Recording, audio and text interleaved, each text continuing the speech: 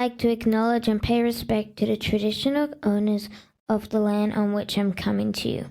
The land of the Gadigal people of the Eora Nation, it's upon their ancestral lands from which OneSpaceLove streams to you.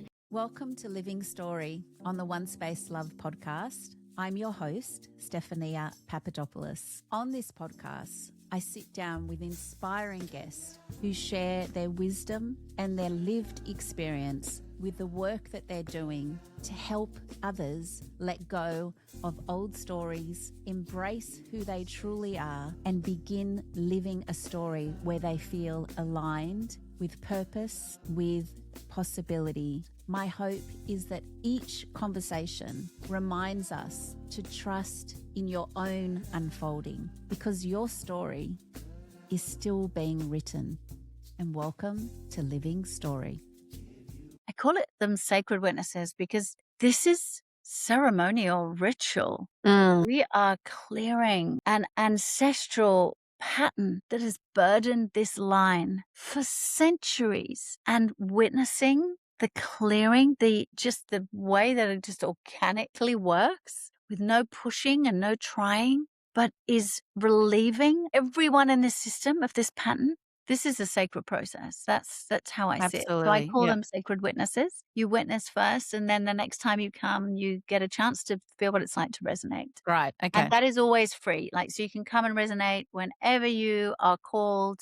You just by joining the group. It's just a message to me, which you can get on my website or my socials. Yeah. So welcome, Isy Gabriel, to Living Story on OneSpaceLove. It's so beautiful to have you and have this little time together to go deep. Welcome. Thank you for having me here. I'm excited. Yeah.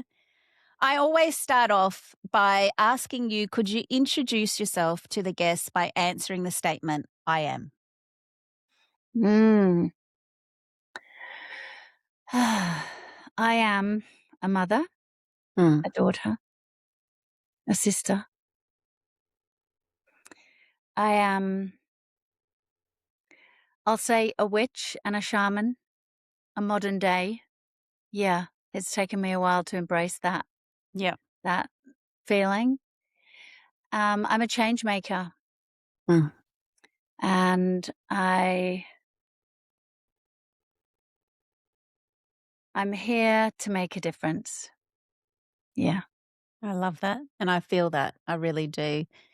You said in there that it's taken you a while to embrace actually being able to say, I am a shaman, and the work that you're doing and stepping into that. Can you take me back to Isy on your journey? Was there a point when you started to get whispers of what it is you're here to do and the gifts that you have? Oh, yeah. I mean, I feel that this story goes right back to 17. Yeah. When I had a very devastating spinal injury from a sporting accident, trampolining, gymnastics. And that was such a game changer for me. It was a life-changing experience. I felt broken on every level. And I say it started there because I don't know if I would have had such a quest for how to resolve the amount of pain that I was in on every level had I not had, that's the classic wounded healer archetype. And I really just kept following. I mean, I'm 64 now, so that's a long time between those 2 points. But in many ways, my backstory has just woven all the way through my life. And although I initially went and did, my first degree was psychology and anthropology, being the study of traditional societies and weaving that in. And I feel like that I'm still in that realm. In a way, I'm still in that realm, even though it then took me to a PhD in Africa and then to Australia, and through being a body worker for 30 years, I was still always passionate about how do we help us? How do we help each other live more joyously, live more easefully, live more clear the pain by really, really clearing it, not band-aiding, but really getting to the layers that can really help us live with more joy. Yeah, I think that's Yeah. I have been the primary motivator in a way of my life. How do I clear the pain that I was in, the balancing what I thought my life was about and then clearly wasn't, with how to do life in a with more ease. Yeah. Yeah, because you mentioned 17 years old and injuring your back. It sounds like you were a gymnast and there was quite a severe injury. But instead of being stuck in that pain, there was something that allowed you to have that awareness to look deeper into how to move out of that. I think it was survival, really. Yeah. Okay. I mean, I really didn't want to live after that. But I had a little brother, and so I couldn't take what felt to me like the obvious way to end it all. And I wasn't up for that. I wasn't up for hurting my brother like that or my family. I had a lot of love in my family. And so, I lost my way initially. I lost my way a fair few times. Okay. And I would say that suicidal ideation has followed me throughout my life. But I have never considered actually following through with that. And that has been because I have been blessed with a lot of love in my life and also blessing or a curse, who knows. My father committed suicide. And so Okay. I know what it is like to be left. I wasn't willing to Yeah. do that Yeah. to someone else. And so in many ways, pain was my driver. And the desire, since I chose to stay, to literally try and stay with more ease. Yeah. To be more able to be, I think actually the word that is coming is freedom. Freedom. Inner freedom. And that word has meant a lot to me in my life. Like as a gymnast, I felt freedom Yes. flying through the air. And so I guess it was search for freedom in a different way. Yeah.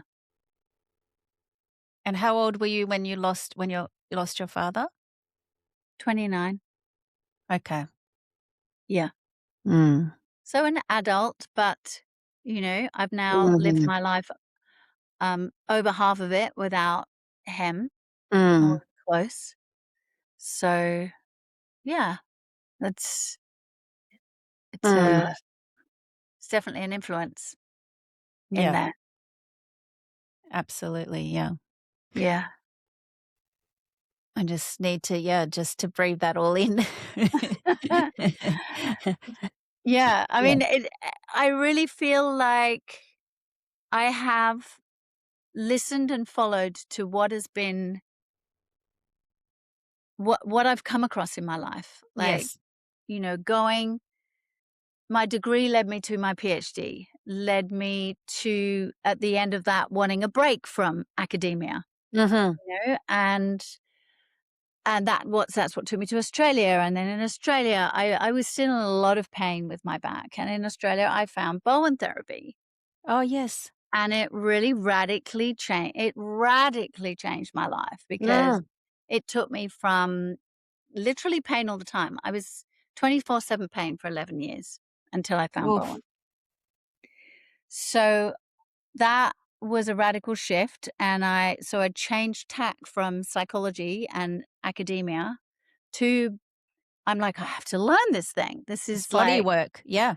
yeah. So then I became a therapist. And then within a year or two, I was one of the world's top trainers in it because I was just absolutely passionate about spreading the word, helping people that, I mean, my God, it really took me from pain every day, all day, to a livable, workable pain level that I wasn't in constant pain anymore. So, I consider that to be a miracle. And That's a that miracle. Yeah. it's a miracle. But Yeah. that was how it was for me. But with that, and I still practice Bowen to this Okay. day. It's still a big part of my life. And I still receive it. It's still a big part of my life at that level as well. Um, but I was still after that because it's not just physical pain. Yes. There was a lot of other pain levels in my being that I carried very well. Only very close friends would have had any idea the level of inner pain. And so I always had my listening out for new things and tried Yes. a fair few psychotherapeutic modalities, all sorts of things from tapping to, all sorts of other healing modalities. And then one day I came across a flyer that said Family Constellations. Okay. And like many people do, I thought that was astrology for my family. So I'm like, I'm not really, I don't think that's my thing. Yeah. And this flyer just kept coming up. And I'm like, I don't know why, but I'm drawn. I'm going to go. And that was another pivotal life-changing moment for me. Were you in Australia when you saw this Yeah. flyer? Yeah, Yes. I was Okay. in Australia and living on the far south coast where I still live. Okay. It was a local workshop, and it was the first time it had been run in my area.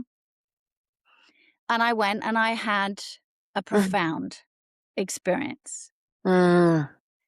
And yes, I had my own constellation, which was profound. But what was more profound for me was what's called representing Okay. in someone else's constellation. Yep. And how this modality works is you literally, it's like walking in somebody else's moccasins for an hour. You get chosen in classic family constellations, you get chosen to represent somebody in the client's Yep. life, and that then plays out in the room. Kind of a little bit like psychodrama, but you're not told what to do. You just feel. It's called phenomenological. It means you're feeling phenomena in your body and you move with that. And for me, it wasn't just psychological. For me, I had a direct shamanic experience. Like and at that stage, this is 21 years ago, I didn't even necessarily know what I meant by shamanic experience. Yep. But I had a shamanic experience. I totally shapeshifted into somebody else.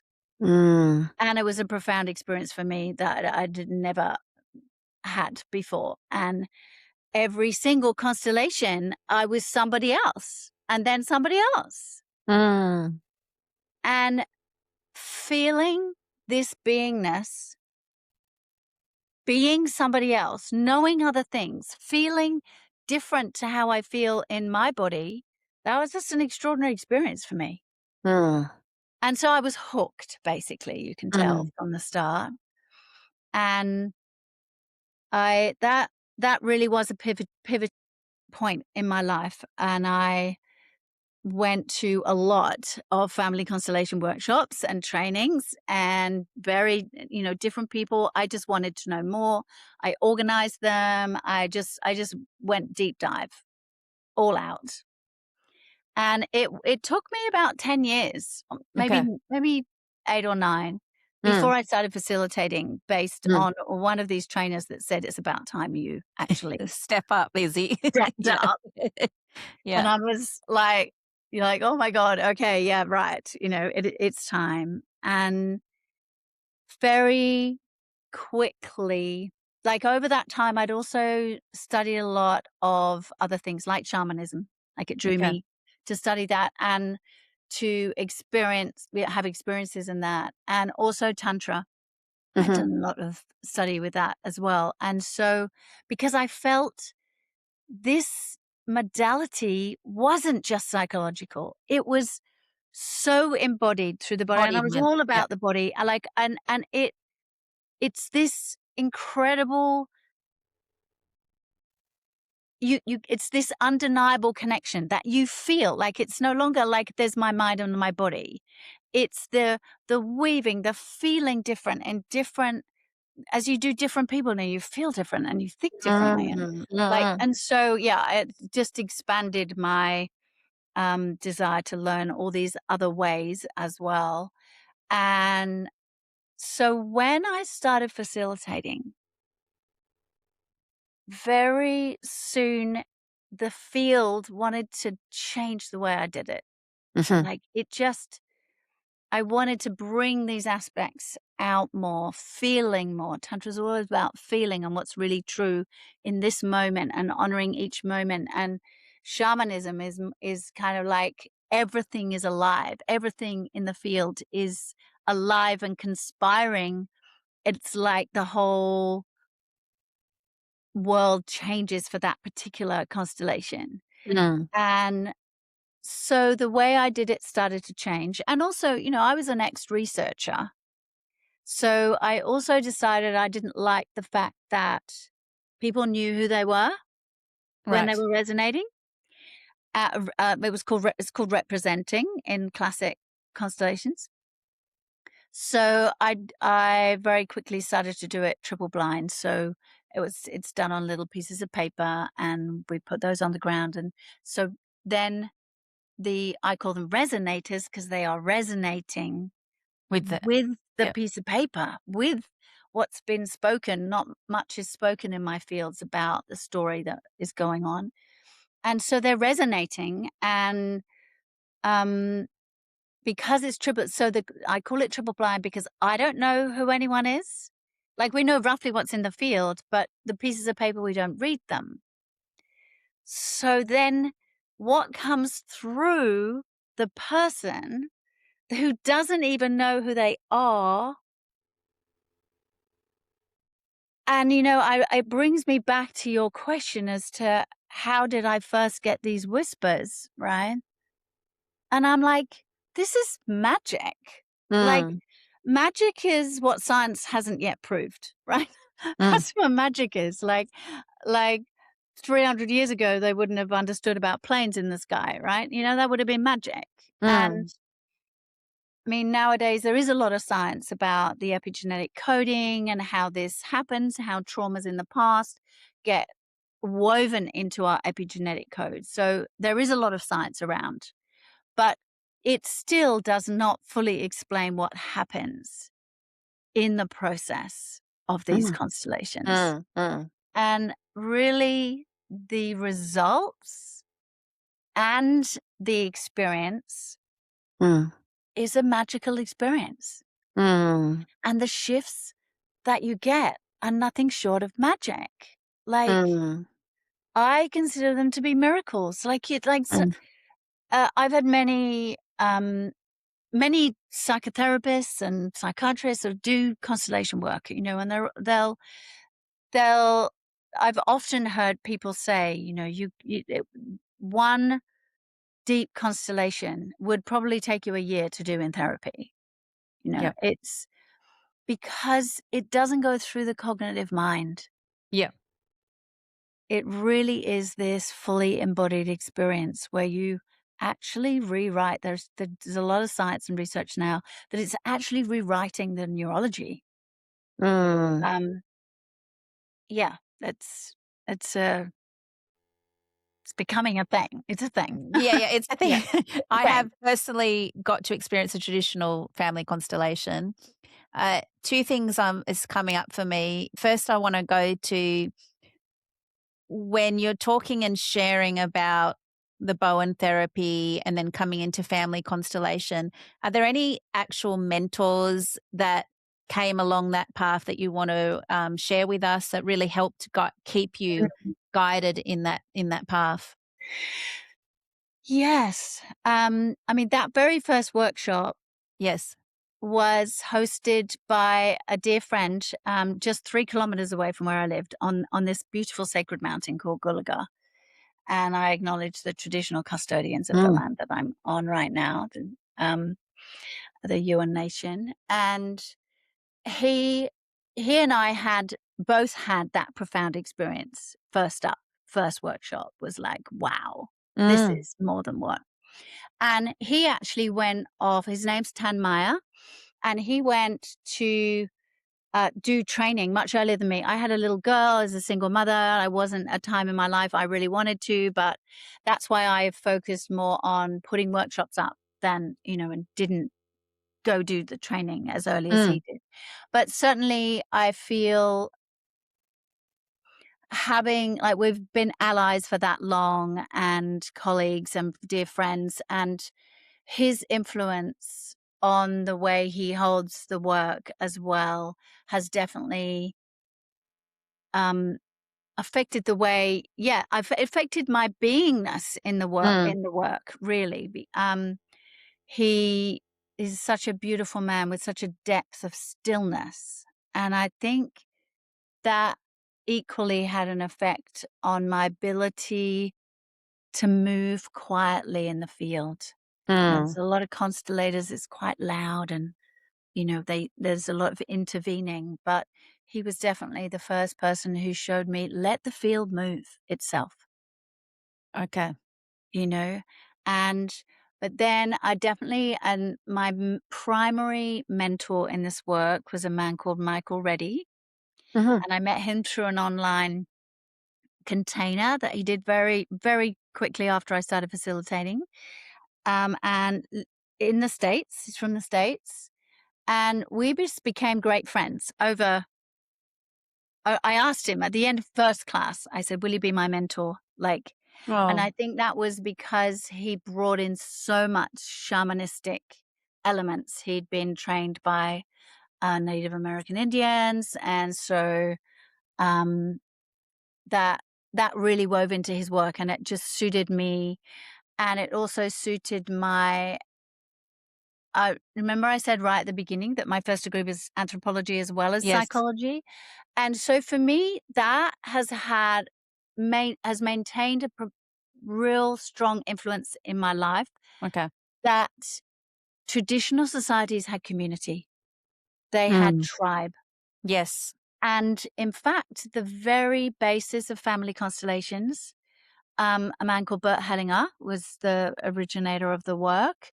And a lot of his influence came from his experience with the Zulus, and how, and certainly absolutely true across the board for me with all my studies with ethnography, is that when someone in their tribe or community had were ill, whether it was mentally ill or physically ill, or they would call the whole tribe and call the shaman, witch doctor would call the ancestors in, and they would be, why is this one hurting?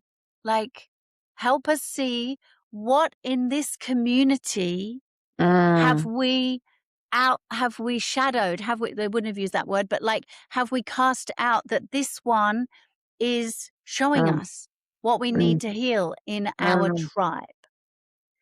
And for me, that is the basis of why I will only do this work in groups.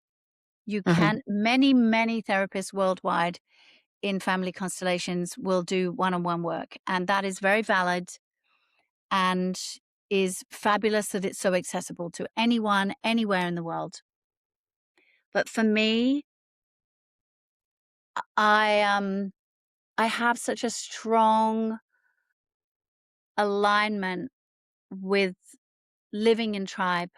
With there's a man called Josh Schrei who does the Emerald podcast, and one of his episodes is called "The Revolution Will Not Be Psychologized." And that was like, when I heard that one, I'm like, it's exactly what I mean. We I want to get away from, it's not that I want to get away from one-on-one work with people. It's very valid, very important for people who need that. Yes. But to say, and let's come together as a tribe. And so most of my work is done online, that a client will book, and then I have this whole community of people across the world, mostly in Australia, but worldwide, who then when I say, okay, we have an event, we have an Obsidian happening Yes. on this date, this time, who's free? And these people come, they are not paid, neither do they pay. It's a free thing. They show up for themselves because they know what they get from resonating from that experience that I said earlier about how pivotal it is to have that experience. But they also show up for the collective, for this person that they don't even know, and resonate in their constellation time and time again. Like, I feel very blessed. There's like 100 people in there. So you can show up once every 6 months or once a month or whatever time frame you have, or that particular subject matter calls you. So you come to that. And to do this work from that perspective of we do it together. You're not alone in this. We're here to hold the space for you. We're here to feel every aspect of what this means for you and your lineage. And we'll let those ripples go out to everybody in that space and everybody outside of that in the system. So yeah, I'm very passionate about that. Thank you for that, because I feel like what came through for me in those questions, you answered both of them beautifully. And it's so powerful, the collective. Do you feel we are all connected and that we are all one in some way, like we're all almost mirroring each other and interconnected? Yeah. Yeah, I do. I mean, I'm somebody who believes there's various different levels of truths and story and understanding. Okay. And so what is true here isn't always true here, I guess. So for me, like oneness, yeah. Like I'm definitely a oneness person. And we all have separate journeys. Like Yeah. there's the separation, and there's you and there's me, and we feel very different. But what I think is true is that we are all able to tap in to a very embodied collective. Yeah. More than we think we do. And certainly the experience of resonating, that's what I think it is. And it's not psychic. Like, so being for most people, psychic is a seeing thing. Not always, but let's just use that as the example. Yeah. If you're psychic, you can see something. Oh, I can see maybe in this person, I can see something that happened in the past. I can see this. Well, constellation work is not that, actually. Okay. It's feeling. It's what is this person that I'm resonating feeling? You may also see something as well, but it's focusing on what is coming through, what you're feeling, what you're noticing, who you notice in the rest of the field. It's called the field when you've got this collection of humans. And that's how it flows. That's how the story is unraveled.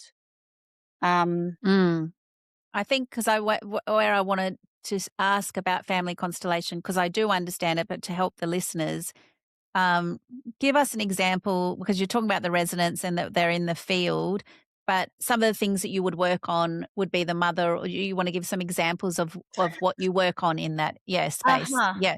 Actually, and so that's actually a pivotal piece that is Yes. different for my work.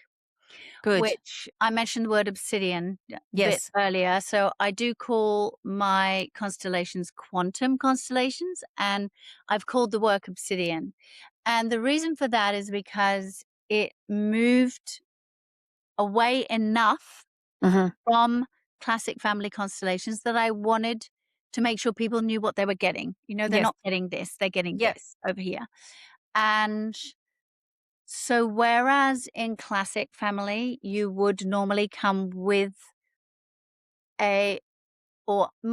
most usually you come with something to do with your family or to do Yes. with something closer to you, and you choose someone to be your mother or your father or your grandfather, and it's played out and you know who's who. And so whereas mine with this blind work,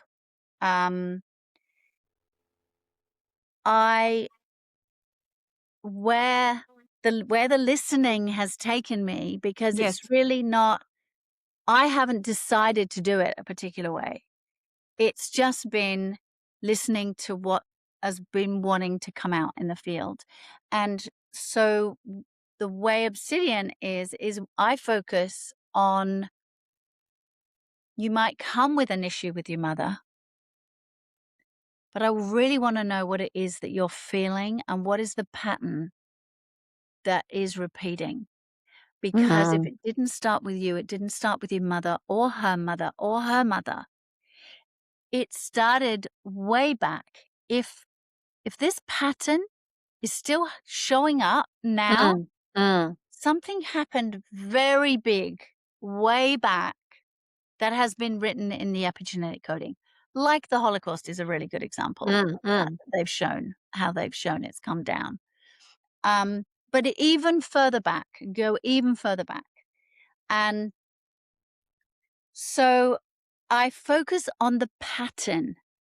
Yes. And you can bring anything. You can bring an issue with money, like you keep being penniless, or you've reached a ceiling limit, or something to do with your business. You keep losing businesses, or Right. something happens, or a relationship that you keep having the same type, but you keep attracting the same kind of guy or woman. Something that is happening in the family that you can see is a repeating thing, which literally can be as dramatic as the men die young in our family, for instance, which was what one of the ones in my history. Literally anything that is big, that is affecting you in your life, can be brought to this work. And we go, if it's this big, it was that big back there. Yep. And so I'm looking for, the reason why I call it quantum is because I'm literally looking for the quantum entanglement.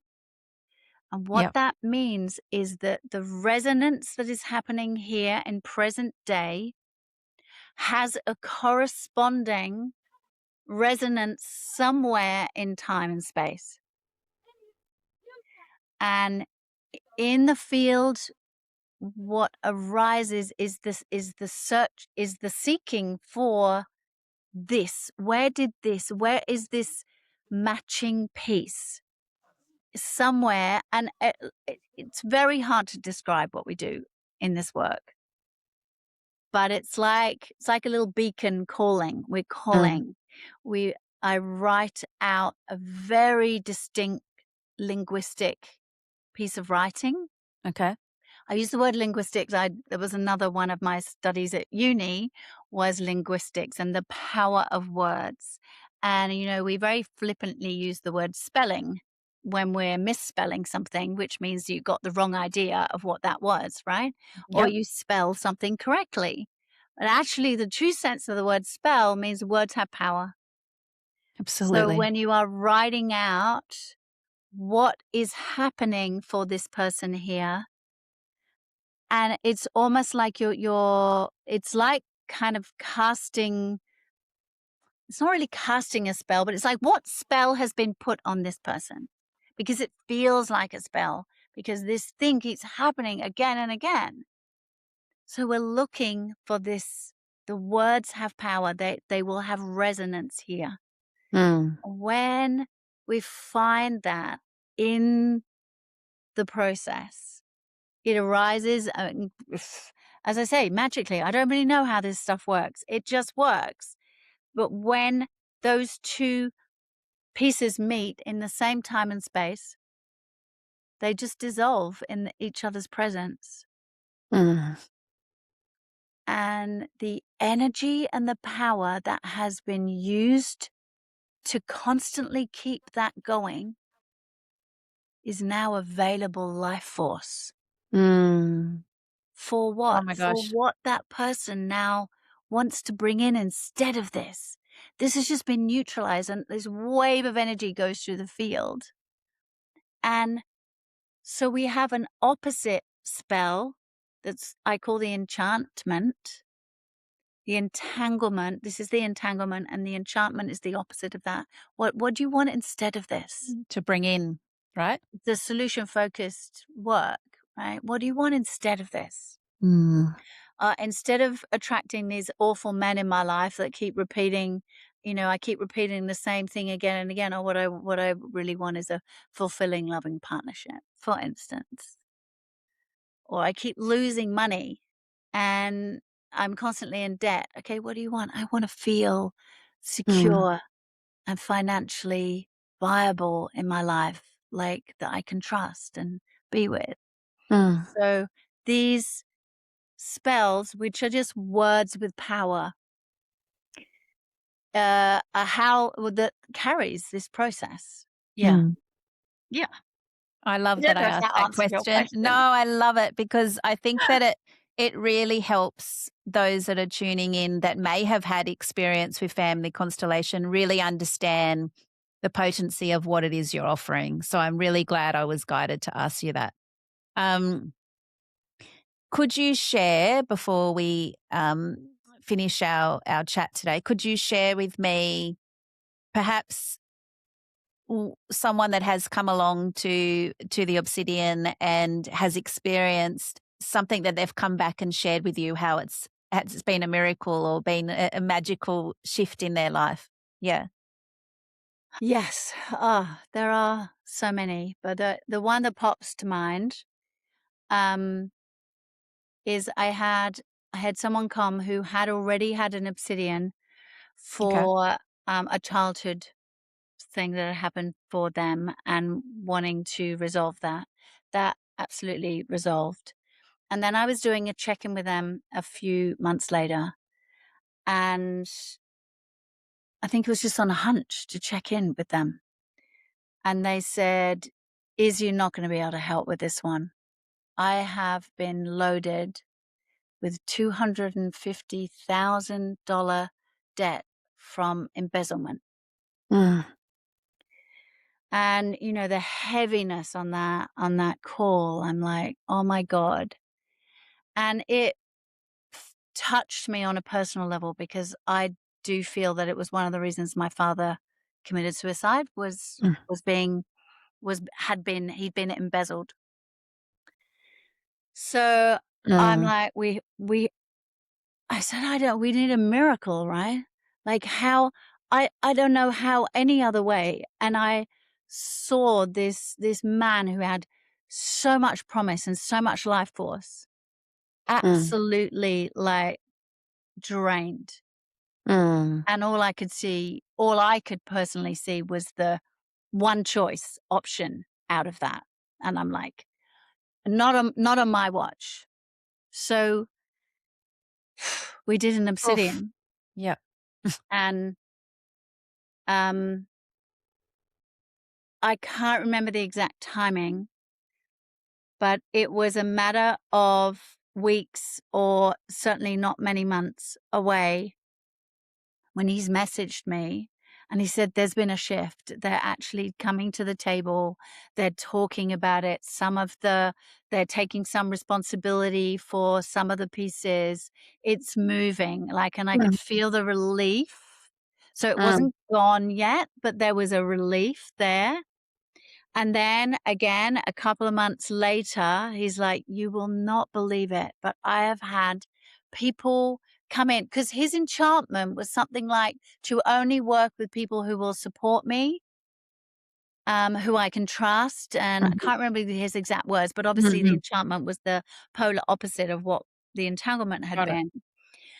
And he's like, people have come, I've got 3 people coming out the woodwork who want to sponsor me, who want to wipe off the debt, because what I want to do is just that they get it. And he's like, I'm debt. It's gone. It's gone. I'm like, even I was Yeah, struggling you're to like, believe that, my right? I'm work like, works. whoa, oh my God, that is extraordinary. Oh, I Yeah. just got like you're saving lives, literally, and Yeah. giving people like you started the chat by saying that you're you wanted people to feel more freedom. Yeah. And not only are you saving lives, but you're allowing them to have the space, to have the freedom to truly embrace what it feels like to be living an embodied life. Yeah. Yeah. Mm. Yeah. Beautifully put. Yeah. Blessed. And it really does show that all of the hard, uncomfortable parts that you've journeyed you through have given you almost the initiation to hold this space that you are. Oh, absolutely. There's no way that I would be doing what I'm doing without the Yeah. darkness that I had lived through, come through. And yeah, and of course, even with all the darkness and all about that, the blessings of what got put in front of me and what I Yes. then chose to move towards, Yes. is there's that too. I do equally feel blessed in many ways. Yeah. Mm. Here is that the power of this work, certainly in me, and I Yes. believe it's also true for most others, that resonating in other people's is where the gift is in this work. Yes, you have these profound examples of massive shifts with somebody. Yes, of course. But the alignment with what you choose to resonate and what you came with that day is like, it's a match every time. So do you feel like, I mean, I'm very blessed. I'm going to have an experience with you to experience what it is like to resonate. So let's jump on again and check in after another point after.